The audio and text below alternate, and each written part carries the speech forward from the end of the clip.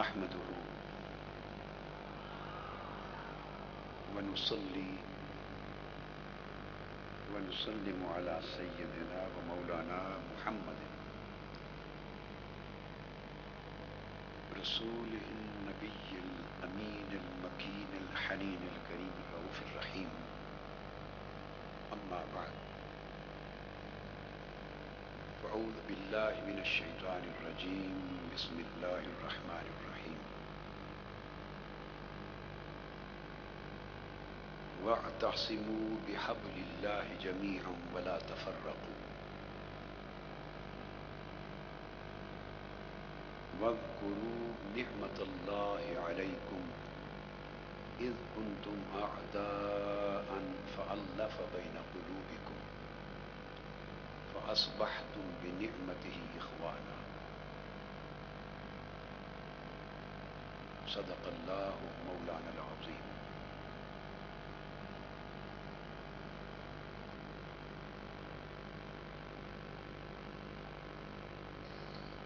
محترم اسد الدین اویسی صاحب، صدر مجلس اتحاد المسلمین ہند، محترم مولانا قبول پاشا شتاری صاحب، معتمد صدر مجلس علماء دکن،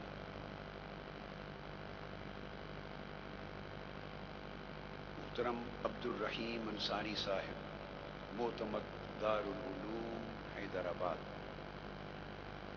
مولانا مسعود حسین مجتہدی صاحب، مولانا تقی رضا عابدی صاحب، مولانا سید اسرار حسین رضوی صاحب،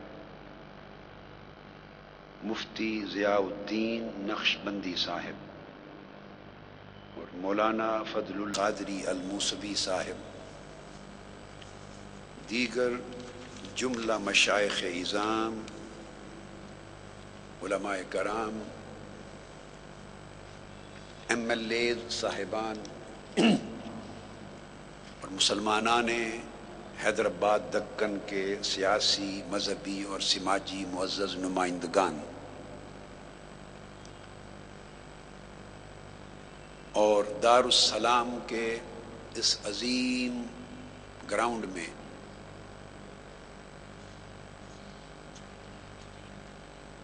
لاکھوں کی تعداد میں جمع ہونے والے عاشقان و غلامان رسول صلی اللہ علیہ وسلم، جملہ فرزندان اسلام اور منہاج ٹی وی نیٹ ورک اور آپ کا بھی ہے، اور دیگر جتنے ٹی وی چینلز کے ذریعے ملینز کی تعداد میں پوری دنیا میں آج کی مجلس میں جو لوگ بطریق سماع شریک ہیں، ان سب کو السلام علیکم ورحمۃ اللہ وبرکاتہ۔ اللہ جل مجدہ کا شکر بجا لانے کے بعد میں سب سے پہلے محترم اسد الدین اویسی صاحب کو مبارکباد پیش کرتا ہوں۔ مجلس اتحاد المسلمین کے احیاء کے آج 54 برس ہوئے اور یہ اس مجلس کا گویا برتھ ڈے ہے۔ اس پر میں مبارکباد بھی دیتا ہوں اور ہمیشہ ان کے لیے خیر و برکت، ترقی اور کامیابی و کامرانی کی دعا بھی کرتا ہوں۔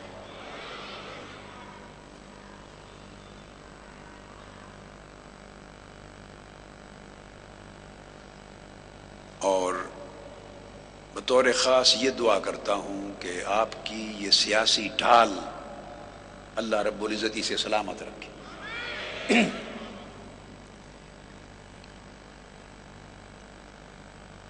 اور آندھرا پردیش جی یہی نام ہے کہ اس ریاستی حکومت نے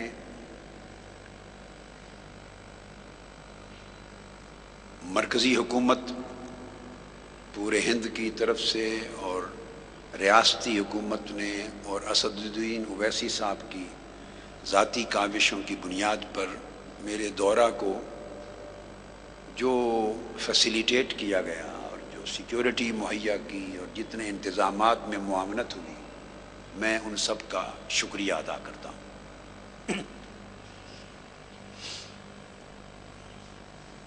آج کی اس نشست کا موضوع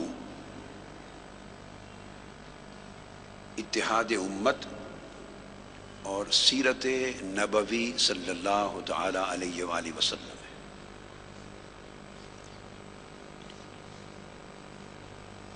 میں اپنی گفتگو کو 3 حصوں میں تقسیم کروں گا انشاءاللہ تعالی۔ پہلا حصہ، اس میں حضور نبی اکرم صلی اللہ علیہ وآلہ وسلم کا حکم کیا ہے، اور وہ حصہ حکم رسول کی اطاعت پر مشتمل، حکم رسول کی اطاعت اور تعمیل کے بیان پر، اور اس حصے کا عنوان اتحاد امت، کہ قرآن و سنت میں حضور نبی اکرم صلی اللہ علیہ وآلہ وسلم نے صریحاً بار بار مسلمانوں کو متحد ہونے اور متحد رہنے اور ایک جسد واحد کی طرح جینے کا حکم فرمایا۔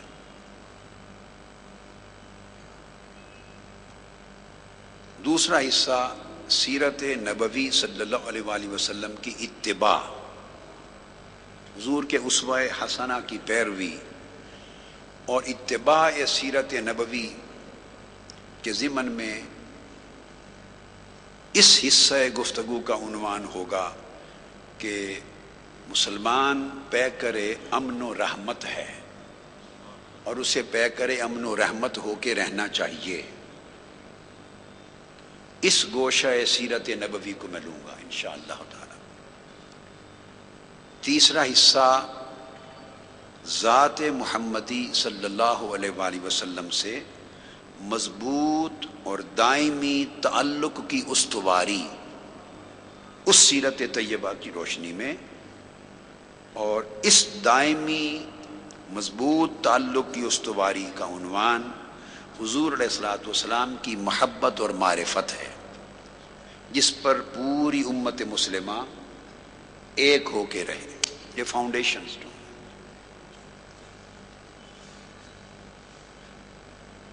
میں نے ابتدا میں سورہ آل عمران کی آیت نمبر 103 کا ایک حصہ تلاوت کیا، جس میں اللہ تبارک و تعالیٰ نے ارشاد فرمایا۔ وقت چونکہ کافی ہو گیا ہے تو میں بلا تمہید اپنے مضمون کی طرف آ رہا ہوں۔ اور لطف کی بات یہ ہے کہ آج اسد الدین اویسی صاحب جب ہوٹل میں مجھے ملنے آئے تو مجھے بتا رہے تھے کہ مجھے یہ خبر مل رہی ہے کہ رات کے 2 بجے تک اجتماع ختم ہو رہے ہیں اور 2:30 3 ساڑھے 3 بجے جا کے ڈنر ہو رہا ہے۔ کل رات میں 3:45 بجے ہوٹل پلٹا ڈنر کے بعد، تو کہنے لگے یہ بہت ظلم ہو رہا ہے، بہت ظلم ہو رہا ہے۔ اور آج جو صورتحال ہے وہ لگ بھگ اسی کنارے پہ پہنچ چکی ہے۔ آج ویسی صاحب کی اپنی صورتحال وہاں پہنچ گئی کہ میں خطاب شروع کر رہا ہوں اور رات کے 12 بجے اس وقت۔ تو ایسا ہوتا ہے سفر میں، جب آپ بڑے پروگرام آرگنائز کرتے ہیں تو اس کے متعلقات ما لہو ما علیہ کئی معاملات ہوتے ہیں۔ تو بہر صورت اب میں سفر پہ آیا ہوں تو میں، آپ جاگتے ہیں تو میں تو ویسے ہی جاگتا رہتا ہوں، بہت دیر تک کام کرنے کا عادی ہوں۔ تو انشاءاللہ تعالی میری طبیعت کے لیے یہ جگرتا بوجھل نہیں ہے۔ آپ کے لیے ان راتوں کے اوقات کو صبح تک قربان کرنا میری فرحت و مسرت کا باعث ہے۔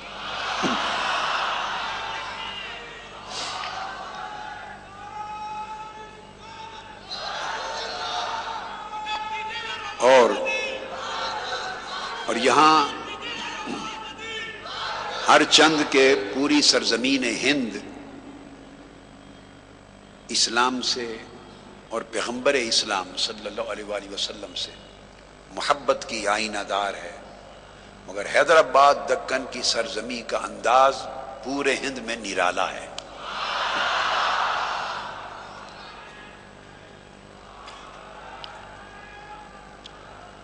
اللہ رب العزت نے ارشاد فرمایا وَاعْتَصِمُوا بِحَبْلِ اللَّهِ جَمِيعًا وَلَا تَفَرَّقُوا۔ اویسی صاحب نے اپنے خطاب میں اتحاد امت کی ضرورت، اس کی اہمیت اور اس کی افادیت پر جو گفتگو کی کہ فرد اگر تنہا تنہا رہتا ہے تو اینٹ کی مانند اسے لوگ اپنی ضرورت کے لیے استعمال کر لیتے ہیں، وہ ساری اینٹیں جب یکجا کر دی جاتی ہیں تو مضبوط دیوار میں بدل جاتے ہیں۔ میں ان کی اس بات کو مکمل طور پہ انڈورس کرتا ہوں۔ کسی بھی قوم کی بقا ہمیشہ اتحاد میں ہے اور اس کی موت ہمیشہ افتراق میں ہے۔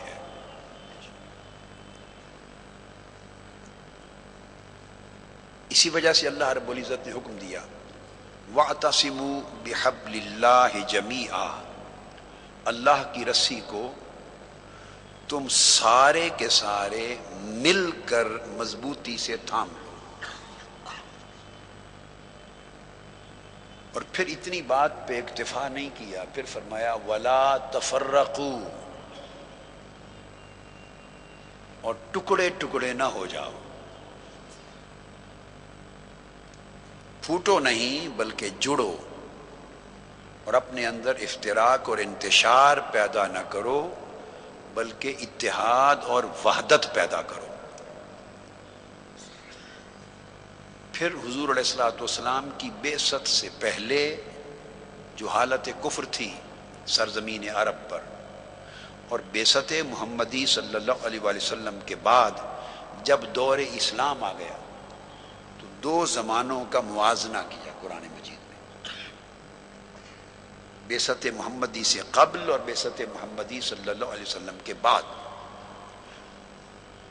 عالم عرب کے اندر جو حالت کفر تھی اور پھر حالت اسلام، دو کا موازنہ کر کے فرمایا وَاذْكُرُوا نِعْمَةَ اللَّهِ عَلَيْكُمْ اِذْ كُنْتُمْ أَعْدَاءً، اور یاد کرو اللہ کی وہ نعمت جو تم پر ہوئی اس حال میں کہ تم پھوٹے ہوئے تھے، باہم دست و گریباں تھے، ٹکڑوں میں بٹے ہوئے تھے، اور حالت تمہارے افتراق کی عداوت تک، باہمی عداوت تک پہنچ گئی تھی، اور تم ایک دوسرے کے دشمن بن گئے تھے، اور چھوٹی چھوٹی بات پر تمہارے مابین فساد ہوتے، قتل و غارت ہوتی، خون خرابہ ہوتا، اور طویل مدت تک انسانوں کے طبقات کے درمیان جنگ رہتی، اور اس جنگ کی نظر پوری نسلیں ہو جاتی۔ اس افتراق کی، انتشار کی، نفرت اور عداوت کی کیفیت کو قرآن مجید نے حالت کفر کے ساتھ تعبیر کیا ہے، اور پھر فرمایا کہ اللہ نے نعمت کیا تھی کہ حضور نبی اکرم صلی اللہ علیہ وآلہ وسلم کو تمہارے اندر مبعوث فرمایا فَأَلَّفَ بَيْنَ قُلُوبِكُمْ، اور اس اللہ نے حضور علیہ الصلوۃ والسلام کے واسطہ اور وسیلہ سے تمہارے دلوں میں باہمی الفت پیدا کر دی، نفرت کو الفت میں بدل دیا اور افتراق کو اتحاد میں بدل دیا۔ فَأَصْبَحْتُمْ بِنِعْمَتِهِ إِخْوَانًا، اور تم جو ایک دوسرے کے دشمن تھے تم باہم بھائی بھائی بن گئے، عداوت اخوت میں بدل گئی۔ یہ آقا علیہ السلام کی بعثت اور آمد کا فیض ملا۔ تو قرآن مجید نے حضور علیہ السلام کی بعثت کے نتیجے میں جو امت وجود میں آئی اس کی حالت کو اتحاد سے تعبیر کیا اور وحدت و اخوت سے تعبیر کیا، اور بعثت محمدی صلی اللہ علیہ وسلم سے پہلے جو دور کفر تھا اس کو انتشار، افتراق اور عداوت کے ساتھ تعبیر کیا۔ یہ وہ بنیادی چیز۔ اور پھر اس پورے میسج کو بیان کرنے کے بعد آخر پہ ارشاد فرمایا اب مسلمانوں سنو، وَلَا تَكُونُوا كَالَّذِينَ تَفَرَّقُوا وَاخْتَلَفُوا مِن بَعْدِ مَا جَاءَهُمُ الْبَيِّنَاتُ وَأُولَٰئِكَ لَهُمْ عَذَابٌ عَظِيمٌ۔ اب اس نعمت کو پا لینے کے بعد، جس نعمت نبوت محمدی نے، جس نعمت رسالت محمدی نے، جس نعمت نور اسلام نے، اور جس نعمت ہدایت قرآن نے تمہاری نفرتوں کو محبتوں سے اور تمہارے تفرقوں کو وحدت سے بدل دیا ہے، اس نعمت کو پا لینے کے بعد خبردار دوبارہ ٹکڑے ٹکڑے نہ ہو جانا، پھر نہ پھوٹنا، اور ہدایت کی واضح نشانیاں آ جانے کے بعد دوبارہ اختلافات کی نظر نہ ہو جانا۔ پھر قرآن مجید نے یہ بھی ارشاد فرمایا ایک اور مقام پر، انما المؤمنون سورہ حجرات میں، اخوۃ فاصلحوا بین اخویکم واتقوا اللہ لعلکم ترحمون، کہ مسلمان آپس میں بھائی ہیں۔ اللہ رب العزت نے مسلمانوں کو باہمی بھائی چارے اور اخوت کے رشتے میں منسلک کیا ہے، لہذا اگر تمہارے درمیان اختلاف ہو، گھر کے اندر کوئی افتراق ہو، تو اس میں اصلاح کے ساتھ، موافقت کے ساتھ، باہمی مودت کے ساتھ اور خیر خواہی کے ساتھ اس کو مٹایا کرو، اور مٹا کر وحدت کی منزل کو پایا کرو۔ یہ بات جو قرآن مجید نے ہمیں کہی، اسی کی تعلیم حضور نبی اکرم صلی اللہ علیہ وآلہ وسلم نے جا بجا امت مسلمہ کو اپنی احادیث طیبہ کے ذریعے دی۔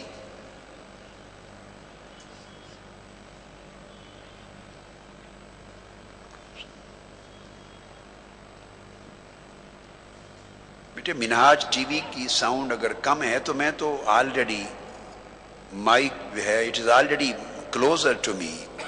ابھی آپ دیکھیں کوئی اور ریزن ہے، مجھے نہیں سمجھ آ رہی۔ پوری دنیا میں اگر ساؤنڈ آپ خود چیک کریں، اگر منہاج ٹی وی ساؤنڈ میں کمزور ہے تو کوئی اور ریزن ہوگا۔ میں تو آلریڈی بڑا کلوز ہوں، مائک اس سے زیادہ تو پھر میرے منہ میں ہی داخل ہو جائیں گے اور فاصلہ نہیں رہے گا۔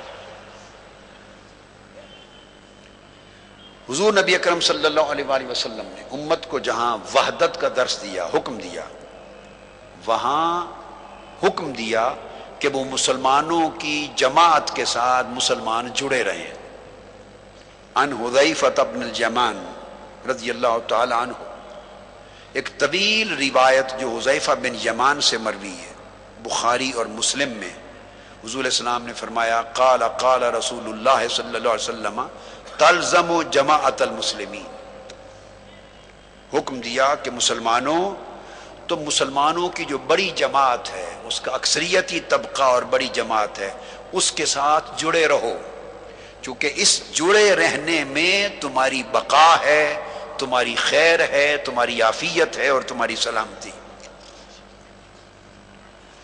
پھر آقا علیہ الصلوۃ والسلام نے ایک اور مقام پہ ارشاد فرمایا، عبداللہ بن عمر رضی اللہ تعالیٰ عنہ حدیث کے راوی ہیں، جامع ترمذی میں اور مسند امام احمد بن حنبل اور بہت سی کتب حدیث میں فرمایا علیکم بالجماعہ وإیاکم والفرقہ، مسلمانوں تمہارے اوپر واجب ہے، لازم ہے کہ تم اجتماعیت کا ساتھ دو، بڑی جو مسلمانوں کی جماعت ہے اس کے ساتھ جڑے رہو، اور تفرقہ سے ہمیشہ بچو۔ کیوں؟ فإن الشیطان مع الواحد وهو من الاثنین ابعد، اگر انسان مسلمان تنہا رہ جائے، اکیلا رہ جائے، تو شیطان کے اس کے قریب ہونا شیطان کے لیے بڑا آسان ہو جاتا ہے، اور اگر مسلمان جڑ جائیں، دو ہو جائیں، تو دو کے قریب شیطان کا جانا قدرے مشکل ہو جاتا ہے۔ اور زیادہ عدد ہو جائے تو شیطان کا ان کے قریب جانا مشکل تر ہوتا چلا جاتا ہے۔ گویا مسلمان بکھرے رہیں تو ایک ایک کو گمراہ کرنا شیطان کے لیے آسان ہوتا ہے، اور مسلمان جڑ کے ایک اجتماعی وحدت میں منسلک ہو جائیں تو ان سب کو گمراہ کرنا شیطان کے لیے مشکل ہو جاتا ہے۔ اور پھر آقا علیہ السلام نے فرمایا من اراد بحبوحۃ الجنت فلیلزم الجماعہ، جو شخص چاہتا ہے کہ وہ جنت کا وسط یعنی جنت کے اعلیٰ درجات تک جا پہنچے تو اس کے لیے لازم ہے کہ وہ امت کی اجتماعیت کے ساتھ جڑ جائے۔ امت کی اجتماعیت کے ساتھ جڑے رہنے میں اس کے ایمان کی بھی حفاظت ہوگی، اس کے عقیدہ کی حفاظت ہوگی، اس کے عمل کی حفاظت ہوگی، اس کے اخلاق کی حفاظت ہوگی، اس کی نسلوں کے ایمان کی حفاظت ہوگی، اور اس کے جملہ ظاہری باطنی فوائد اور مفادات کی حفاظت ہوگی۔ امام احمد بن حنبل روایت کرتے ہیں کہ حضرت معاذ ابن جبل رضی اللہ تعالیٰ عنہ نے ارشاد فرمایا کہ ان نبی اللہ صلی اللہ علیہ وسلم قال، کہ آقا علیہ الصلوۃ والسلام نے فرمایا، بڑا جامع بڑا قیمتی سرمایہ ہے جو آقا علیہ السلام کا ارشاد فرمایا، ان الشیطان ذئب الانسان کذئب الغنم، کہ شیطان انسانوں کے لیے بھیڑیا کی مانند ہے، بھیڑیے کی طرح، اسی طرح جیسے بکریوں کے لیے اور بکریوں کے ریوڑ کے لیے بھیڑیا ہوتا ہے، شیطان انسانوں کے ریوڑ کے لیے بھیڑیا ہے۔ یأخذ الشاة القاسیة والناحیہ، یأخذ الشاة القاسیة والناحیہ، جو بھیڑ بکری، فإیاکم والشعاب وعلیکم بالجماعۃ والعامہ والمسجد، اس کو امام احمد بن حنبل نے، امام عبد الرزاق نے، امام طبرانی اور امام بہقی سب نے روایت کیا۔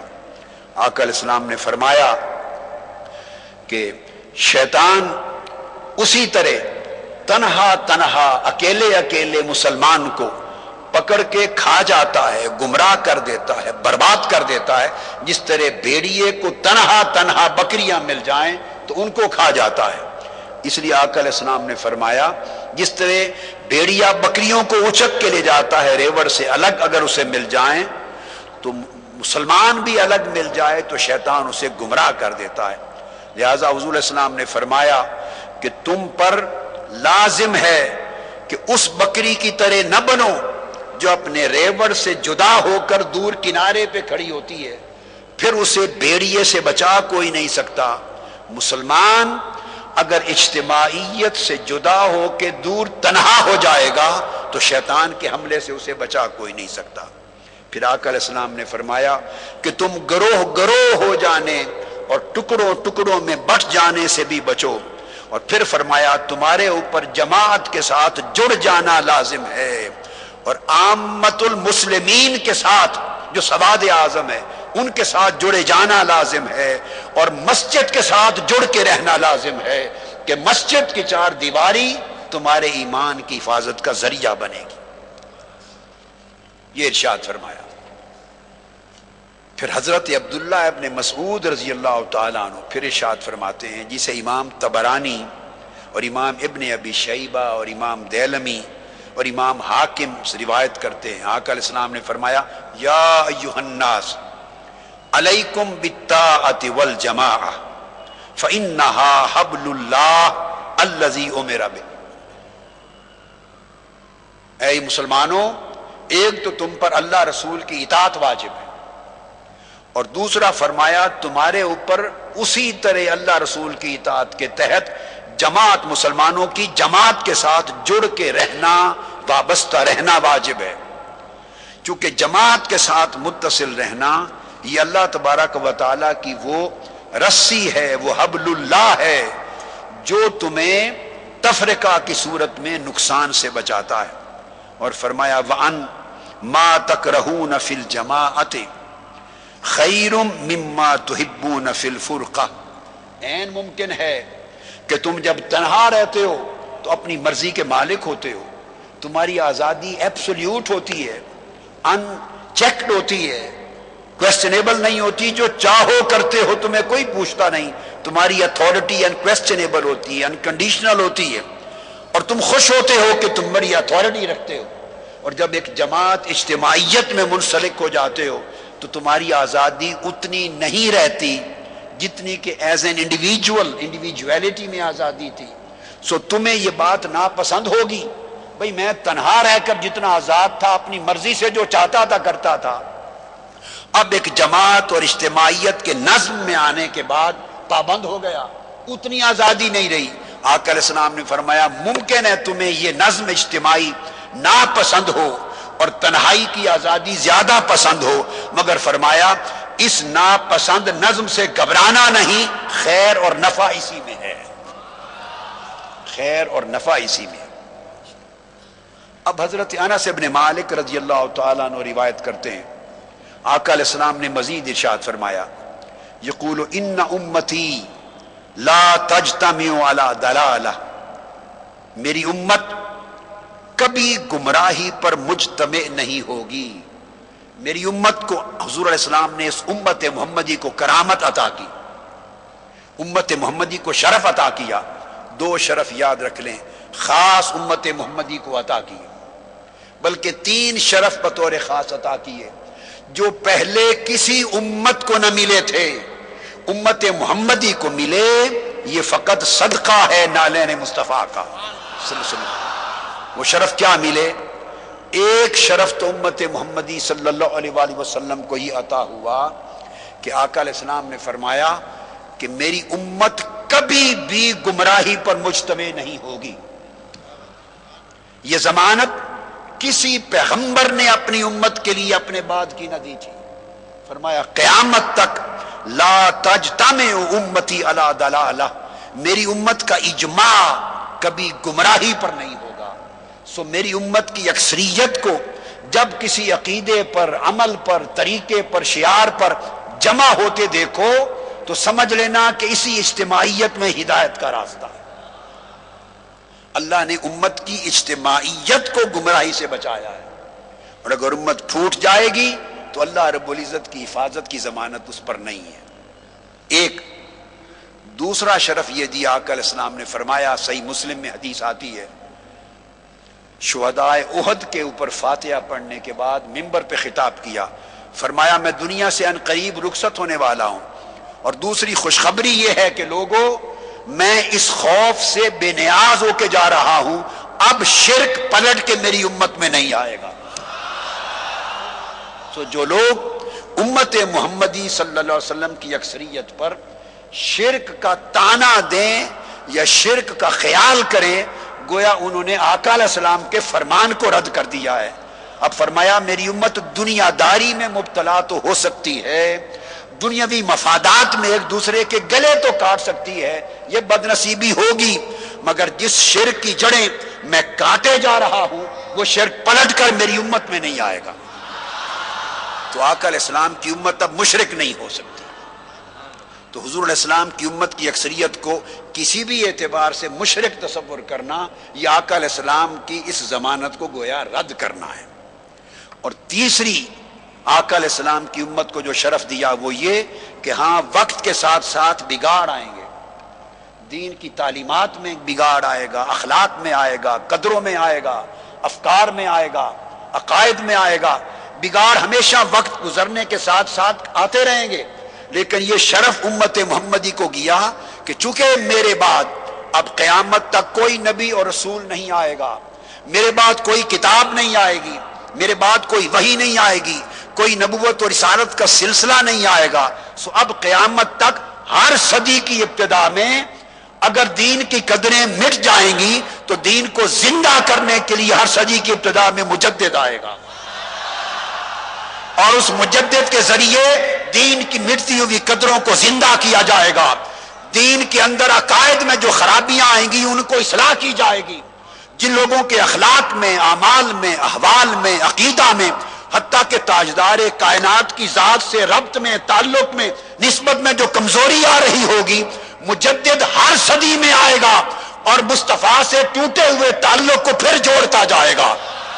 इस तरह हर 100 साल बाद मुजद्दिद आकर اس امت کے مصطفیٰ سے ٹوٹے ہوئے عشق کے تعلق کو، محبت کے تعلق کو، اتباع کے تعلق کو، غلامی کے تعلق کو بارہا ہر صدی میں مضبوط تر کیا جائے گا، اور 100 سال بعد پھر کمزوری آئے گی، پھر مجدد آئے گا، اور یہ مجددین کا سلسلہ حضرت امام مہدی علیہ السلام کی آمد تک جاری رہے گا۔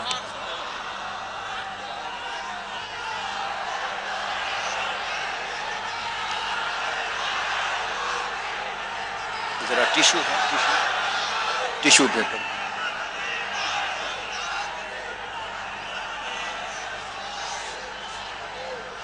اس لیے یہ آقا علیہ السلام کی امت کو شرف دیے، امت کو شرف دیے۔ اس لیے پہلے ہر نبی کے بعد جب ان کی امت میں بگاڑ آتا تو اصلاح کے لیے پیغمبر آتے، ہر نبی کے بعد نبی آتا، ہر رسول کے بعد رسول آتا، مگر تاجدار کائنات آئے، فرمایا میرے آنے کے بعد نبوت اور رسالت کا سلسلہ ختم کر دیا گیا، ختمت بین نبوت و رسالہ، ختم کر دی گئی، اور سلسلہ انبیاء اور سلسلہ رسل بند کر دیا گیا، کیونکہ میرے آقا اول الخلق تھے اور آخر الانبیاء ہوئے۔ تخلیق میں، کائنات میں سب سے پہلا نور مصطفیٰ کا تھا، اور ظہور میں سب سے آخری نبوت اور رسالت مصطفیٰ کی تھی۔ اب انسانی فطرت تو وہی ہے جو پہلے ہوتا تھا، حالات وقت بدلنے کے ساتھ ساتھ خرابی آتی تھی، گمراہی آتی تھی، عقائد میں بگاڑ آتا۔ آپ نے پہلے مذاہب کی کتابوں کو دیکھا، بہت کچھ دیکھا، تبدیلیاں ہو جاتی، عمل تو وہی ہے، فطرت تو وہی ہے، تو پھر نبی اور رسول آ کے اس کی اصلاح کر دیتے، پھر ریوائز کر دیتے، پھر ریوائز کر دیتے، پھر ریویو کروا دیتے، پھر اس کی اصلاح ہو جاتی۔ مگر جب آقا علیہ السلام کی بعثت پر نبوت و رسالت کا سلسلہ بند کر دیا تو نبوت و رسالت کا بدل اللہ نے حضور کی امت کے لیے مجددین میں بدل دیا۔ اب قیامت تک جو کام پہلی امتوں کے انبیاء کرتے تھے، امت محمدی کا وہ کام حضور کی امت کے مجدد کرتے رہیں گے۔ یہ شرف امت کو دیا، اس لیے فرمایا جس امت کا اتنا بڑا شرف ہو، اس امت کی جو اجتماعیت ہے، اکثریت ہے، اور اس اجتماعیت کو سنبھالنے والی جو جماعت ہے، وہ جہاں بھی ہو، یہ بات سمجھنے والی، خواہ وہ سرزمین ہند ہے، خواہ وہ پاکستان ہے، خواہ وہ سرزمین عرب ہے، عجم ہے، دنیا میں جہاں جہاں مسلمانوں کی اجتماعیت دیکھو اور سواد اعظم دیکھو، مسلمانوں پر واجب ہے کہ اپنے ایمان اور اولادوں اور نسلوں کے ایمان اور عقیدے کی حفاظت کے لیے وہ اجتماعیت سے جڑ کے رہیں۔ جڑے رہیں گے تو ایمان ان کی نسلوں میں چلے گا، کٹے رہیں گے تو شیطان اچک کے لے جائے گا۔ فرد قائم ربط ملت سے ہے تنہا کچھ نہیں، فرد قائم ربط ملت سے ہے تنہا کچھ نہیں، موج ہے دریا میں اور بیرون دریا کچھ نہیں۔ یہ موجیں جو اکڑتی ہیں اور بڑے بڑی کشتیوں کو ڈبو دیتی اور دریاؤں بڑے بڑے شپس کو، جہازوں کو ہلا دیتی ہیں، اتنی طاقت ہوتی ہے نا موجوں میں، اتنی طاقت ہوتی ہے۔ وہ موج جو طوفان بپا کرتی ہے، جہازوں کو ڈبو دیتی ہیں، اگر وہ اکٹھی ہوتی ہیں طاقت کے ساتھ تو جہاز الٹ جاتے ہیں۔ اگر وہ موج ایک ایک ہو جائے اور سمندر سے باہر نکل جائے تو پانی بن کے بکھر جاتی ہے، اس کی حیثیت کوئی نہیں رہتی، حیثیت نہیں رہتی۔ یہی ایسی ایک قدرت کا یہ نظام ہے، نظام قدرت ہے، نظام فطرت ہے۔ اس لیے آقا علیہ الصلوۃ والسلام نے فرمایا اور اب پہچان دی، صاف ظاہر ہے کہ ساری امت تو یکجا نہیں ہو سکتی، یہ تو پاسبل نہیں کہ پوری امت اور کل مسلمان وہ سارے ایک اجتماعیت میں جمع ہو جائیں، یہ تو ہوتا نہیں، یہ تو ہوتا نہیں۔ میں بھی پوری دنیا میں سفر کرتا ہوں اور میں شرق تا غرب مسلمانوں کو میں نے زندگی میں یہ کبھی نہیں کہا کہ تم منہاج القرآن میں شامل ہو جاؤ، میں نے کبھی نہیں کہا کہ منہاج القرآن ہی واحد ایک جماعت ہے جو تمہارے ایمان اور عقیدہ کو بچائے گی۔ آپ اگر میرے 7,000 خطابات کو بھی سنیں تو میں نے اس التزام سے کہ منہاج القرآن میں شامل نہیں ہوگے تو تمہارا عقیدہ اور ایمان نہیں بچے گا، اور صرف اسی میں شامل ہونے سے بچے گا، یہ کلمہ آپ نے میری لائف کے 30 سال میں کبھی نہیں سنا. میں نہیں کہتا، مگر یہ ضرور کہتا ہوں ورلڈ وائڈ پوری دنیا میں یہ آپ کو میرے سینکڑوں ہزاروں خطابات میں نصیحت ملے گی کہ لوگوں اجتماعیت چھوڑ کے تنہا نہ رہو، اجتماعیت سے جڑے رہو، جماعت کے ساتھ جڑے رہو، کیونکہ اللہ اور اس کے رسول کا حکم ہے. تنہا رہو گے تو نہ اپنا عقیدہ بچا سکو گے، نہ اپنے بچوں کا، نہ اپنے مفادات کی حفاظت کر سکو گے، نہ خیر محفوظ ہوگی. جڑو. اب سوال پیدا ہوتا ہے کہ جڑیں جماعت کے ساتھ، تو کون سی جماعت؟ میں کہتا ہوں عقل و دانش سے کام لو. جو جماعتیں آپ کو دستیاب ہوں ہر ایک کو دیکھ لو، جو جہاں دین اور ایمان اور عقیدہ کی حفاظت اور دنیا اور دین کے دونوں معاملات کی جہاں سب سے زیادہ بہتری اور حفاظت کی امید نظر آئے، اس سے جڑ جاؤ، اس سے جڑ جاؤ.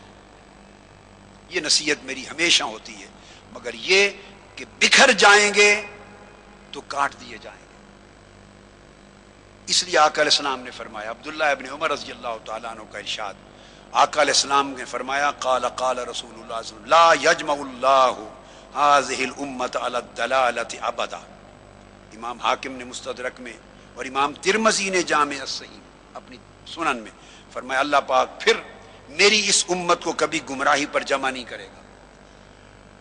اور گمراہی پر جمع نہ ہونے کا مطلب کیا؟ فرمایا ید اللہ علی الجماعہ، اللہ کی حفاظت کا ہاتھ ہمیشہ جماعت کے اوپر ہوتا ہے.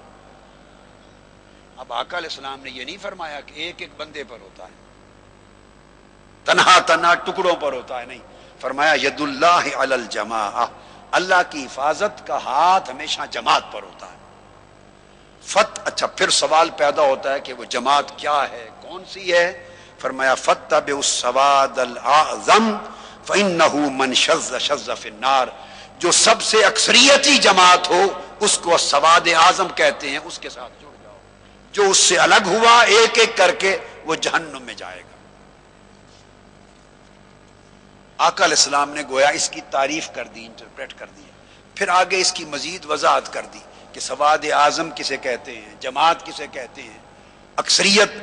فرمایا حضرت ابو ذر غفاری رضی اللہ تعالیٰ عنہ روایت کرتے ہیں، امام احمد بن حنبل نے روایت کیا اور امام عبد الرزاق اور امام طبرانی نے، آقا علیہ السلام نے اس کو ایکسپلین کیا، اس کو ایلیبوریٹ کیا اور سمجھا کے کہا کہ اکثریت اور جماعت سے مراد کیا ہے. انہ قال اثنان خیر من واحد، ایک طرف دو ہوں ایک طرف ایک، تو ایک سے دو کا جمع ہونا بہتر ہے. وثلاثۃ خیر من اثنین، تین ہوں تو وہ دو سے بہتر ہیں. اربعۃ خیر من ثلاثہ، جدھر چار ہوں وہ تین سے بہتر ہیں. تین مثالیں دے کر میجورٹی اکثریت کا جب بیان کر دیا تو پھر فرمایا فعلیکم بالجماعہ، اس کو جماعت کہتے ہیں، اس کو لازم پکڑو، اس کے ساتھ رہو.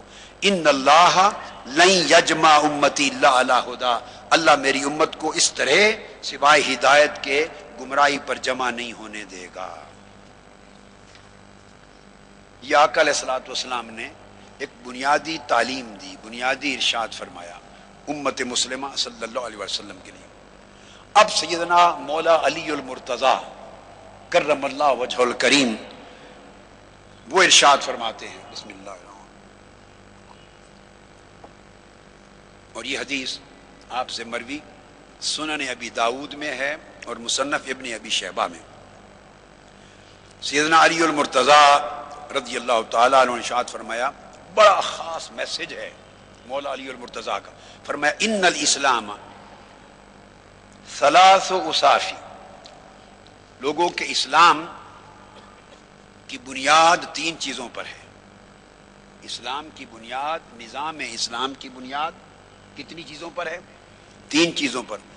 اب اندازہ کر لیں سگنیفیکنس اتحاد کی اور جماعت کی کیا. فرمایا الایمان والصلاۃ والجماعہ، تین چیزوں پر نظام اسلام کی بنیاد قائم ہے. ایک ایمان پر، ایک نماز قائم کرنے پر، اور ایک جماعت کے ساتھ جڑے رہنے پر. جماعت کے ساتھ جڑے رہنے پر. یہ اس سے مراد نماز با جماعت نہیں ہے، جماعت کے ساتھ جڑے رہنا اگر نماز با جماعت بھی اسی تصور جماعت کا حصہ ہے کہ اکیلے نماز پڑھیں تو عبادت تو تب بھی ہو رہی ہے، اور جماعت کے ساتھ پڑھیں تو تب بھی وہی عبادت ہے، بلکہ فرق اتنا ہے کہ اکیلے پڑھ رہے تھے تو سب کچھ قرآن کی تلاوت بھی کر رہے تھے، اور جماعت سے پڑھ رہے ہیں تو چپ کے کھڑے ہوئے ہیں، بول بھی کچھ نہیں رہے، نہ سورہ فاتحہ نہ کوئی اور سورت، امام پڑھے جا رہا ہے۔ باوجود اس کے اکیلے پڑھنے کا جو ثواب تھا با جماعت پڑھنے میں وہ 27 گنا بڑھ گیا۔ فرق کیا ہوا؟ وہ 27 گنا ثواب بڑھ گیا اسی نماز کا۔ اس میں کیا بنیادی پوائنٹ آف ڈیفرنس تھا؟ وہ یہ کہ وہ تنہا تھی، یہ جماعت کے ساتھ تھی۔ تو اللہ نے اجتماعیت کو اتنا بابرکت بنایا۔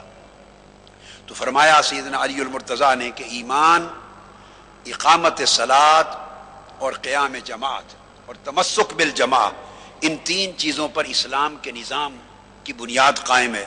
اور پھر فرمایا فلا تقبل صلاۃ الا بایمان، نماز قبول نہیں ہوتی ایمان کے بغیر۔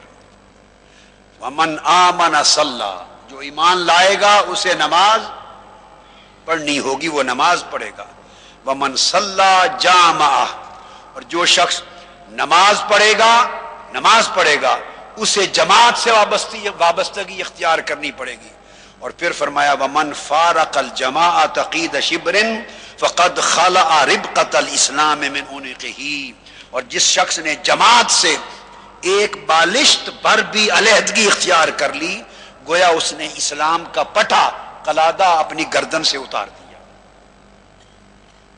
تو اسلام میں اتنی سخت تعلیم ہے اتحاد پر، اجتماعیت پر اور جماعت پر۔ پھر سیدنا ابو ہریرہ رضی اللہ تعالیٰ عنہ، پھر ان سے بھی یہی مروی ہے جسے امام مسلم نے روایت کیا کہ آقا علیہ السلام نے فرمایا ان اللہ یرضی لکم ثلاثا ویکرہ لکم ثلاثا، اللہ تعالیٰ تمہارے لیے 3 چیزوں کو پسند فرماتے ہیں اور 3 چیزیں ناپسند فرماتے ہیں۔ جن کو پسند کیا فیرضی لکم ان تعبدوہ، وہ 3 چیزیں کیا ہے؟ ایک، اللہ چاہتا ہے، پسند کرتا ہے کہ تم اس کی عبادت کیا کرو، ولا تشرکوا بہ شیئا، دوسری چیز چاہتا ہے کہ اس کے ساتھ شرک نہ کرو، وَأَن يَعْتَصِمُوا بِحَبْلِ اللَّهِ جَمِيعًا وَلَا تَفَرَّقُوا، اور تیسری چیز اللہ پسند کرتا ہے کہ اللہ کی رسی کو اجتماعیت کے ساتھ تھام لو اور ٹکڑوں ٹکڑوں میں نہ بٹو۔ اور 3 چیزیں جو اللہ ناپسند کرتا ہے، وَيَكْرَهُ لَكُمْ قِيلَ وَقَالَ، یہ جو کڑ کڑ کرنا اور قیل و قال کرنا اور بحث و تمیز کرنا، تکرار کرنا، چھوٹی چھوٹی بات پہ جھگڑا کرنا جس سے پھوٹ پیدا ہو جاتی ہے، اللہ اس رویے کو ناپسند کرتا ہے۔ اس کی بجائے وسعت قلب اور برداشت اور ایک دوسرے کو سننے کا مادہ پیدا ہونا چاہیے۔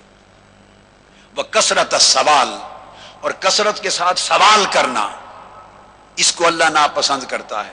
وَإِضَاعَةَ الْمَالِ، اور مال کو بیجا ضائع کرنا، بیجا ضائع کرنا، خیر کے لیے نہیں ضائع، اللہ اس کو ناپسند کرتا ہے۔ اور پھر آقا علیہ الصلوۃ والسلام نے اور سیدنا فاروق اعظم نے اور بہت سے صحابہ نے ایک طریقہ نظام اسلام کا وضع کیا، اور اس حدیث کو ابن سعد نے طبقات میں اور کنز العمال میں روایت کیا گیا۔ ابو جعفر روایت کرتے ہیں سیدنا فاروق اعظم سے، فرمایا تشاوروا فی امرکم، اپنے امور کے فیصلے میں باہم مشورہ کیا کرو۔ فإن كان اثنان واثنان، اگر مشورے میں 2 کی رائے تقسیم ہو جائے، 2 ایک طرف اور 2 ایک طرف، یہ ڈیموکریسی ہے۔ اس سے بعض لوگ مجھ سے پوچھتے کہ جمہوریت کی اساس کیا ہے اسلام میں؟ یہ حدیثیں جتنی سنا رہا ہوں کہ 2 ایک سے بہتر، 3 2 سے بہتر، 4 3 سے بہتر، یہ ڈیموکریسی کی فاؤنڈیشن ہے اسلام میں۔ تو جمہوریت کی، اصل جمہوریت کی بنیاد آقا علیہ الصلوۃ والسلام نے دنیا میں رکھی۔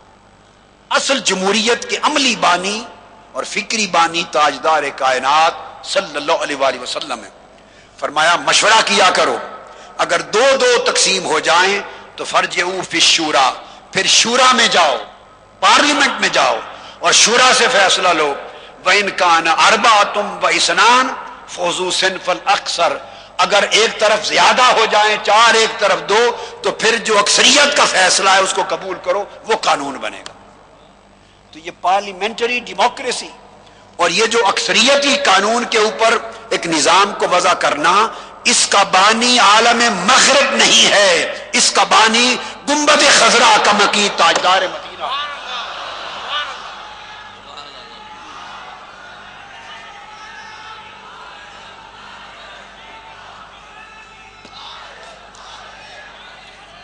اب یہ بات آپ سن چکے، اب میں آقا علیہ الصلوۃ والسلام کے اس حکم کی تعمیل کی نصیحت کرنے کے بعد اب آپ کی سیرت طیبہ کی طرف آتا ہوں۔ اس حکم کی تعمیل کرو گے تو دنیا میں شان سے رہو گے، مگر آقا علیہ السلام کی سیرت اس باب میں کیا ہے؟ کیونکہ اس سیرت کے بیان کے بعد پھر آقا سے روحانی تعلق اور عشق و محبت اور آپ کی عظمت کے ساتھ اکتساب فیض کا موضوع آئے گا۔ تیسرا حصہ سیرت آقا علیہ السلام کی کیا ہے؟ وہ سراپا امن و رحمت ہے۔ اگر کوئی شخص، میں سرزمین ہند پر یہ بات کہہ رہا ہوں، میں نے سرزمین مغرب پہ یہ بات کی، میں نے واشنگٹن ڈی سی اور امریکہ میں یہ بات کی، میں نے انگلینڈ میں بات کی، میں نے یورپ میں کی، آسٹریلیا میں کی، ہر جگہ برملا۔ میں نے کہا اگر کوئی سمجھتا ہے کہ دہشت گردی کا کوئی تعلق اسلام سے ہے تو وہ اپنی بد اعتقادی اور غلط فہمی کو دور کر لے۔ ہر فرد دنیا کا دہشت گرد ہو سکتا ہے، مگر جو غلامی مصطفیٰ میں ہے وہ دہشت گرد نہیں ہو سکتا۔ جس کا تعلق کلمہ اسلام کے ساتھ ہے، جس کا تعلق آقا علیہ السلام کی ذات کے ساتھ ہے، میرے آقا کا غلام، سچا کلمہ گو، مصطفیٰ کی محبت کا، عشق کا، اطاعت کا، سیرت کا، سنت کا تعلق کا دم بھرنے والا، وہ سرتا پا امن ہوگا۔ حضور کا غلام سرتا پا رحمت ہوگا، حضور کا غلام سرتا پا فیض ہوگا، حضور کا غلام خود بھی امن ہوگا، انسانیت کو بھی امن دینے والا ہوگا۔ جو دہشت گرد ہے اس کا کوئی تعلق نہ مصطفیٰ سے ہے نہ نظام مصطفیٰ سے ہے۔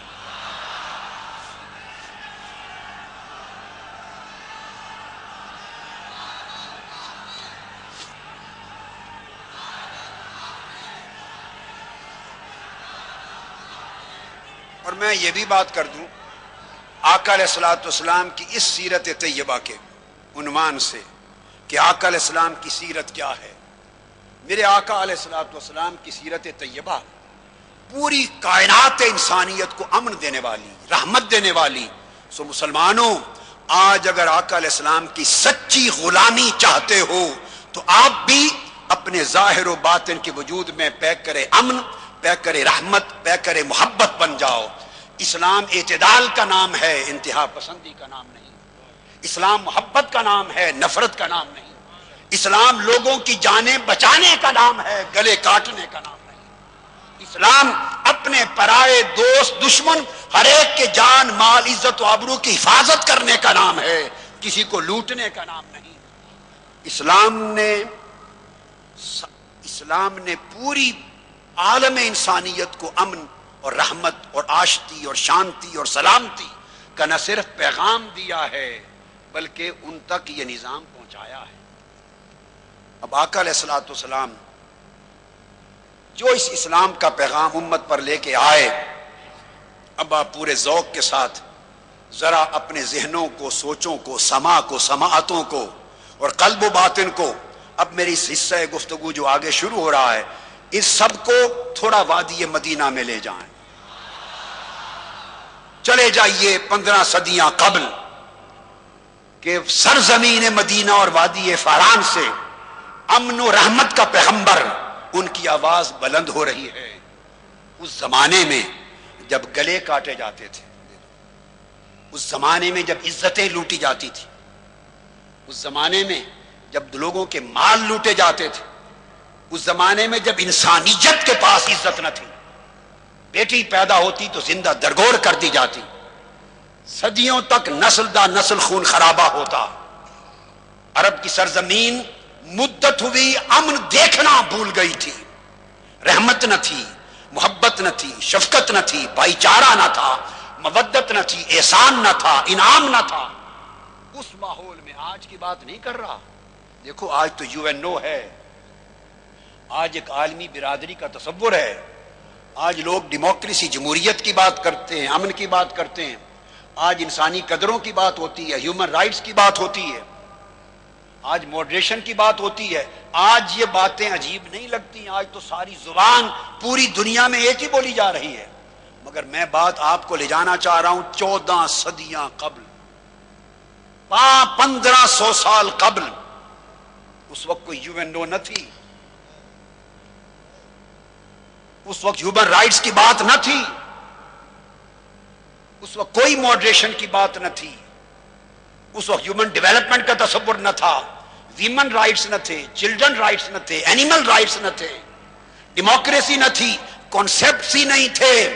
ایک ہی قانون تھا، صرف گلے کاٹنا، گردنیں اڑانا، اور ریزولوشن آف ڈسپیوٹ کا کوئی اور راستہ نہیں تھا پیسفل، صرف قتل و غارت ہی تھا، لڑائی تھی، جنگ کے سوا کوئی قانون دنیا میں نہ تھا۔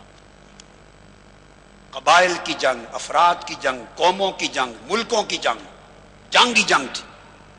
ذرا اس ماحول کو آنکھوں کے سامنے لائیں، اس ماحول میں جہاں ہر سو ظلم، جبر، دہشت گردی اور بربریت کا اندھیرا ہے، اس اندھیری رات میں ایک ہستی کھڑی ہوتی ہے، ہرا کے غار سے اتر کر مدینہ کی وادی پہ کھڑی ہو کے آواز دیتی ہے کہ بیٹیوں کو زندہ دفن نہیں کیا جا سکتا۔ وہ بولتی ہے کہ غلام آزاد انسانوں کی طرح عزت پائیں گے۔ وہ ذات بولتی ہے کہ گلا کاٹنا منع ہے، مال لوٹنا حرام ہے، گری ہوئی انسانیت عزت پائے گی، عورتوں کو یہ حقوق ہیں، امن ہوگا، آشتی ہوگی، سلامتی ہوگی، انتہا پسندی نہیں ہوگی، ماڈریشن نہیں ہوگا، تشدد نہیں ہوگا، ایکسٹریمزم نہیں ہوگی، ٹیررزم نہیں ہوگی، ہیومن کلنگ نہیں ہوگی۔ وہ ذات امن اور رحمت اور محبت اور شفقت کا پیغام لے کے کھڑی ہوتی ہے۔ ارے ایسی بولی جو بولی اس زمانے میں دور دور تک کوئی بولتا نہ تھا، مصطفیٰ نے یہ بولی کہاں سے سنی، کہاں سے سمجھی؟ میرے آقا آئے اور آپ نے پیغام دیا، اور اس پیغام میں آقا علیہ السلام اپنا پیغام محبت، پیغام رحمت، پیغام ہدایت لے کر طائف جاتے ہیں۔ اور جب طائف جاتے ہیں آپ کو پتھروں سے لہولہان کر دیا جاتا ہے، سر انور سے قدمین شریفین تک پورا جسم اقدس لہولہان ہے، بہ رہا ہے خون، رخساروں سے بہ رہا ہے، دانتوں سے بہ رہا ہے، لخت لخت میرے آقا کے جسم سے خون بہ رہا ہے۔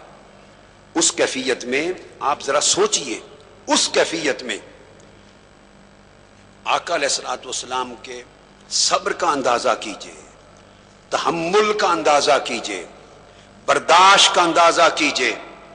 اس کیفیت میں جہاں آقا علیہ الصلوۃ والسلام کھڑے، اس ماحول میں جبرائیل امین اپیئر ہوتے ہیں میرے آقا کے سامنے۔ میں حدیث متفق علیہ بخاری مسلم کی کوٹ کر رہا ہوں، کتاب و بدء الخلق، حدیث نمبر 3059۔ ایک پہاڑ کی دامن میں دیگ لگا کے میرے آقا کھڑے ہیں، اور خون میں لت پت ہے جسم اقدس، اور اباش طائف کے بدماش بڑے بڑے وڈیروں نے، لوگوں نے لڑکوں کو لے گئے کہ پتھروں سے بارش کر دی۔ میں یہ جملہ نہیں کہتا، مگر آپ خود سمجھ لیجئے کہ صبر کا، برداشت کا، تحمل کا عالم دیکھیے۔ اس کیفیت میں رب ذوالجلال کو جلال آتا ہے۔ میں علاوہ جملہ نہیں بولوں گا، بس آپ کو سمجھانے کے لیے، رب کائنات کو جلال آتا ہے، حکم دیتے ہیں جبرائیل پہاڑوں کا فرشتہ لے کے چلا جا۔ اپیئر ہوتے ہیں جبرائیل امین، یا رسول اللہ۔ آقا علیہ السلام فرماتے ان عائشہ رضی اللہ تعالی عنہ فنظرت فاذا فیہا جبریل فنادانی، میں نے دیکھا تو اچانک جبرائیل میرے سامنے کھڑے، مجھے آواز دی، یا رسول اللہ صلی اللہ علیہ وسلم، آواز دی جبرائیل نے، اور عرض کیا قد بعث الیک ان اللہ قد بعث الیک ملک الجبال لِتَأْمُرَهُ بِمَا شِئْتَ فِيهِمْ۔ اللہ رب العزت نے، یہ بخاری مسلم کی متفق الحدیث لفظوں پر غور کریں، اللہ پاک نے پہاڑوں کے فرشتے کو میرے ساتھ بھیجا، اور یہ پیچھے میرے پہاڑوں کا فرشتہ کھڑا ہے، اور اس لیے بھیجا ہے آپ کی نوکری کے لیے، اب جو حکم دینا چاہیں یہ تعمیل کرنے کے لیے آیا ہے، چونکہ آپ پر ظلم ہوا ہے، پتھروں سے لہو لہان کیا گیا ہے۔ فنادانی ملک الجبال، جب جبرائیل امین تعارف کروا چکے پہاڑوں کے فرشتے کا اور بتا چکے کہ اللہ نے فرمایا ہے آپ کا حکم چلے گا، آپ اشارہ دیں گے وہی کچھ ہو جائے گا، تو اتنے میں ملک الجبال پہاڑوں کا فرشتہ آگے بڑھا۔ یہ حدیث صحیح بخاری میں نے عرض کر دیا، حدیث نمبر 3059، صحیح مسلم کتاب الجہاد حدیث نمبر 1745، اور پھر نسائی اور ابن حبان ہر جگہ۔ وہ آگے بڑھے، ملک الجبال پہاڑوں کا فرشتہ، اس نے آواز دی، آقا علیہ الصلوۃ والسلام کی بارگاہ میں آواز دی اور کہا فسلم علیہ، اس نے مجھے سلام کیا، ثم قال یا محمد صلی اللہ علیہ وآلہ وسلم، فقال ذلك فيما شئت ان شئت ان اتبك علیہم الاخشبین۔ پہاڑوں کے فرشتے نے عرض کیا یا رسول اللہ، مجھے باری تعالیٰ کی بارگاہ سے حکم دے کر بھیجا گیا ہے کہ آج جو حکم کریں میں اس کی تعمیل کے لیے آیا ہوں، اگر آپ حکم فرمائیں، مجھے حکم کریں، میرے آقا علیہ السلام کی بارگاہ میں عرض کر رہے ہیں کہ میں ان دونوں پہاڑوں کو، جن دو بڑے پہاڑوں کا ایک سلسلہ ہے، ان پہاڑوں کے سلسلے کے درمیان جو طائف کی بستی ہے، اگر حکم کرے تو دونوں پہاڑوں کو اس طرح پیس دوں، ملا کر پیس دوں کہ بستی طائف کا نہ کوئی گھر بچے نہ کوئی فرد زندہ بچے۔ اور ایک اور حدیث میں ہے، دوسری میں، کہ اجاز حکم دیں تو میں اس بستی کو اٹھا دوں اور اٹھا کے بلندی سے لے جا کے اس طرح پھینکوں کہ قیامت تک اس سرزمین پہ کوئی بندہ پیدا نہ ہو سکے، ایسا زلزلہ بپا کر دوں، ہر شخص ختم کر دوں۔ یہ ملک الجبال نے عرض کیا، فقال النبی صلی اللہ علیہ وآلہ وسلم، اب عرض کیا آقا آپ کے حکم کا منتظر ہوں، کیا فرماتے ہیں؟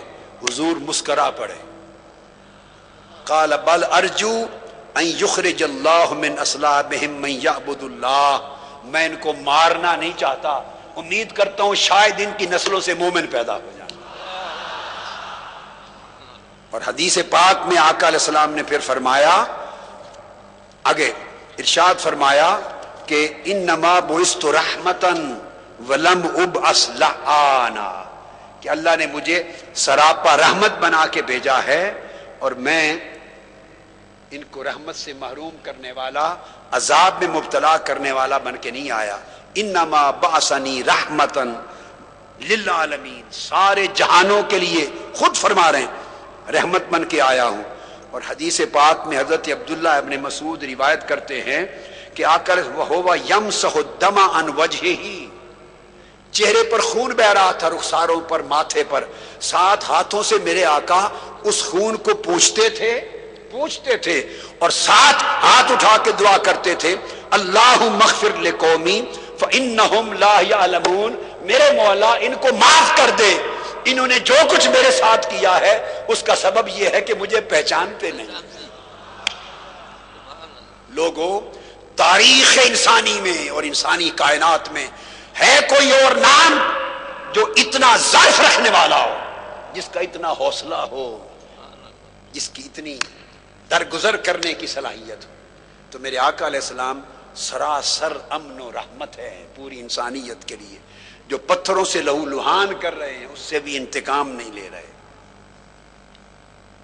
اور پھر حضرت ابو ہریرہ رضی اللہ تعالیٰ عنہ وہ کہتے ہیں پھر حضور سے عرض کیا گیا، یا رسول اللہ اگر آپ پہاڑوں کے فرشتے کے ذریعے ان کا خاتمہ نہیں چاہتے تو کم سے کم اتنا ہی کر دیں، اور یہی ماجرا احد میں بھی ہوا۔ فقیل یا رسول اللہ ادعو علی المشرکین، یا رسول اللہ ان مشرکین کے خلاف بد دعا تو کر دیں، بد دعا تو کر دیں۔ قال انی لم ابعث لعانا وانما بعثت رحمتا، میں بد دعاؤں کے لیے نہیں آیا، میں دعاؤں کے لیے مبعوث ہوا۔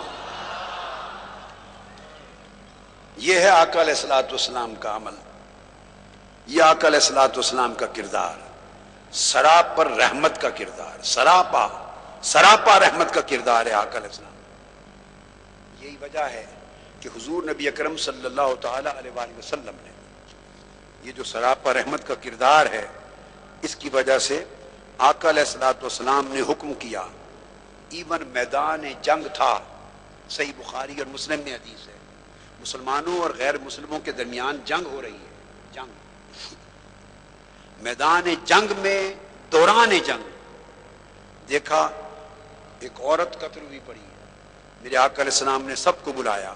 عبداللہ بن عمر رضی اللہ تعالیٰ عنہ روایت کرتے ہیں، فنہا رسول اللہ صلی اللہ علیہ وآلہ وسلم عن قتل النساء والصبیان، فرمایا خبردار اگر جنگ بھی جاری ہو تو دوران جنگ بھی عورتوں اور بچوں کو قتل کرنا بین کر دیا گیا، نہیں مار سکتے۔ آقا علیہ السلام نے یہ امت مسلمہ کو کورس آف ایکشن اور کردار عطا کیا، اور آقا علیہ الصلوۃ والسلام کا عمل رحمت کا، امن کا، محبت کا، وہ صرف نیکوکاروں کے لیے نہیں تھا، یاد رکھ لیں، یہ نہیں کہ جو نیک ہیں متقی ہیں ان کے لیے ہے، نہیں، گنہگاروں کے لیے بھی تھا۔ الحمدللہ آقا علیہ السلام نے ایک روز پوچھا صحابہ کرام سے کہ اللہ نے مجھے شفاعت دی، اللہ پاک نے مجھ سے پوچھا، آقا علیہ السلام فرماتے ہیں کہ اللہ پاک نے مجھ سے پوچھا کہ محبوب دو میں سے کوئی ایک چیز اختیار فرما لیں، ایک یہ کہ میں آپ کو کوٹا دے دوں، جتنی امت آپ کی قیامت تک ہوگی اس کا 50% اس کو بخشش ہو جائے گی۔ اللہ پاک نے فرمایا میں کوٹا دے دیتا ہوں، قیامت تک جتنی امت ہوگی 50%، نصف امت بغیر حساب و کتاب کے بخش دی جائے گی، بغیر حساب و کتاب کے۔ ایک آپشن یہ ہے، اور فرمایا دوسرا آپشن اللہ نے دیا کہ یہ کوٹا نہ لیں، 50% امت علل اطلاق بخشی جائے، نہ حساب و کتاب ہی نہ ہو۔ دوسری آپشن یہ ہے کہ آپ کو شفاعت کا حق دے دوں، جس کو چاہیں بخشوا لیں۔ تو آقا علیہ السلام فرماتے ہیں مجھے اللہ پاک نے فرمایا ان دو آپشنز میں سے کون سی قبول ہے؟ آقا نے فرمایا فاخترت الشفاعہ، میں نے کہا باری تعالیٰ مجھے امت کی بخشش کے لیے کوٹا نہیں چاہیے کہ آدھی امت بخشی جائے، کوٹا نہیں چاہیے، مجھے شفاعت کا حق دے دے۔ اللہ نے دے دیا۔ اب آدھی امت بغیر حساب کے بخشی جا رہی تھی، کیوں نہیں لیا کوٹا؟ اب آقا کی رحمت کا عالم دیکھیے، کوٹا اس لیے نہیں لیا کہ آقا نے سمجھا کہ اگر قیامت کے دن میری آدھی امت ساری بخش دی جائے، آدھی، اور اس کے بعد میرا کوٹا تو ہو جائے گا ختم، تو بعد میں کوئی گنہگار بچ جائے، وہ کوٹے سے باہر ہے، وہ پکار لے مجھے یا رسول اللہ میں مارا گیا، چھڑا لیں، تو میرے پاس تو اس کی بخشش کا اب کوٹا نہیں ہوگا، تو میں اس کو بچا نہیں سکوں گا۔ تو عرض کیا باری تعالیٰ مجھے کوٹوں میں نہ ڈال، مجھے کوٹے کے دھندے میں نہ ڈال، میری شفاعت کا حق مطلق کر دے کہ میں جس جس کی بخشش کا کہتا جاؤں تو بخشتا چلا جائے۔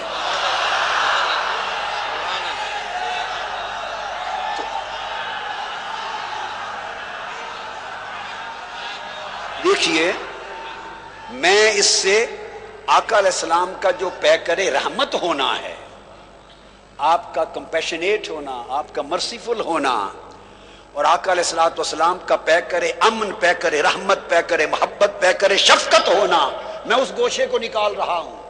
تو آقا علیہ السلام نے فرمایا کہ میرا کوٹا ختم ہو جائے تو باقی گناہگار امتی معلوم نہیں کوئی بعد میں بچ جائیں، حیدرآباد دکن سے بولیں حضور ہمیں چھڑا لیں، تو میں تو کہوں گا میرا کوٹا ختم ہو گیا۔ کوئی کراچی سے بول پڑے، کوئی بامبے سے بول پڑے، کسی کی آواز دلی سے آ جائے، کسی کی بنگلور سے آ جائے، کسی کی لاہور سے آ جائے، کسی کی دمشق سے آ جائے، کسی کی مصر، کسی کی بغداد، کوئی بول پڑے حضور چھڑا لیں، تو میں تو یہی کہوں گا نا کہ میرا کوٹا ختم ہو گیا۔ تو اب میں اب کیا کروں گا؟ عرض کیا باری تعالیٰ یہ کوٹے چھوڑ، کوٹے نہیں چاہیے، مجھے شفاعت کا مطلق اختیار دے۔ رب کائنات نے فرمایا محبوب وَلَسَوْفَ يُعْطِيكَ رَبُّكَ فَتَرْضَىٰ، تجھے کوٹا نہیں دیتے، مطلق شفاعت کا اختیار دیتے ہیں، اور شفاعت کا اتنا اختیار، محبوب جب تک تو بخشواتا رہے گا میں بخشتا رہوں گا، اور اس وقت سلسلہ بخشش اس وقت ختم ہوگا جب تو کہے گا کہ مولا میں راضی ہو گئی۔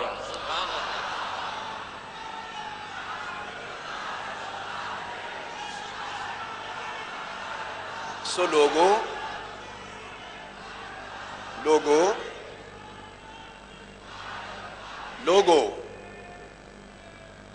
آقا کی سچی غلامی کا تقاضا یہ ہے کہ آپ بھی اس طرح آقا کی سیرت کی جھلک پیدا کریں کہ اس طرح انسانیت کے لیے امن کی، محبت کے، شفقت کے، احسان کے پیکر بن جائیں کہ آپ کے وجود سے ہر ایک کو امن ملے، آپ کے وجود سے ہر ایک کو امن ملے۔ تو آقا علیہ الصلوۃ والسلام نے پھر آگے جو بات فرمائی، پھر صحابہ کرام نے پوچھا کہ آپ کیا سمجھتے ہیں کہ یہ میں نے جو شفاعت کا حق لیا یہ متقین کے لیے لیا؟ صحابہ سے پوچھا کیا سمجھتے ہیں میں نے نیکوکاروں کے لیے لیا، جو نمازی، پرہیزگار، نیکوکار ہیں ان کو بخشوانے کے لیے شفاعت کا حق لیا؟ میرے آقا نے فرمایا نہیں، فرمایا نہیں، فاخترت للمذنبین الخطائین، اس لیے کہ وہ جو نیکوکار ہیں وہ تو اللہ کے فضل سے خود ہی بخشے جائیں گے، میں نے شفاعت کا حق لیا ہی گناہگاروں کے لیے ہے، خطا کاروں کے لیے۔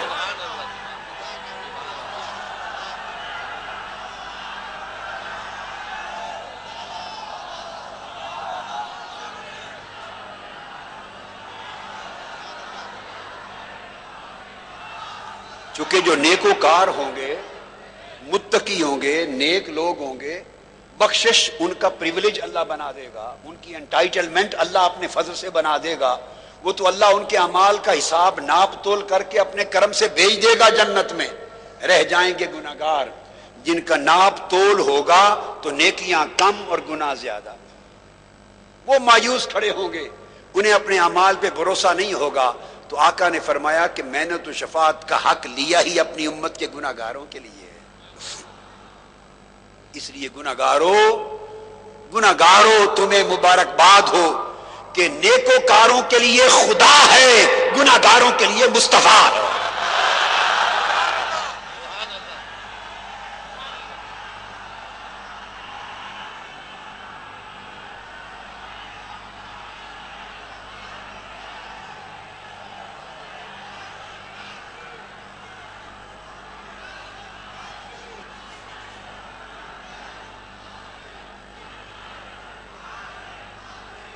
اور ایک بہت امپورٹنٹ بات،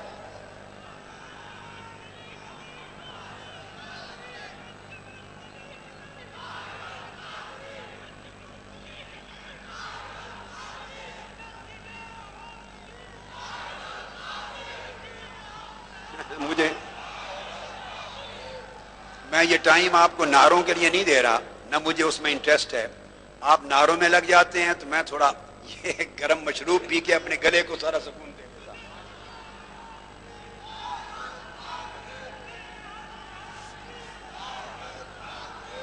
حاضرین محترم، میں آقا علیہ الصلوۃ والسلام مجلس میں بیٹھے ہیں، اور یہ حدیث جو پھر کوٹ کر رہا ہوں یہ پھر متفق علیہ، آقا علیہ السلام کی سیرت بیان کرنا، سمجھانا چاہتا ہوں کہ سیرت مصطفیٰ ہے کیا۔ مجلس میں بیٹھے ابو ہریرہ رضی اللہ تعالیٰ عنہ حدیث کے راوی ہیں، حدیث متفق علیہ، صحیح بخاری کتاب الصوم میں، اور کئی جگہ آئی ہے، ایک نہیں کئی جگہ صحیح بخاری میں آئی ہے، پھر صحیح مسلم کتاب الصیام میں، پھر ترمذی میں۔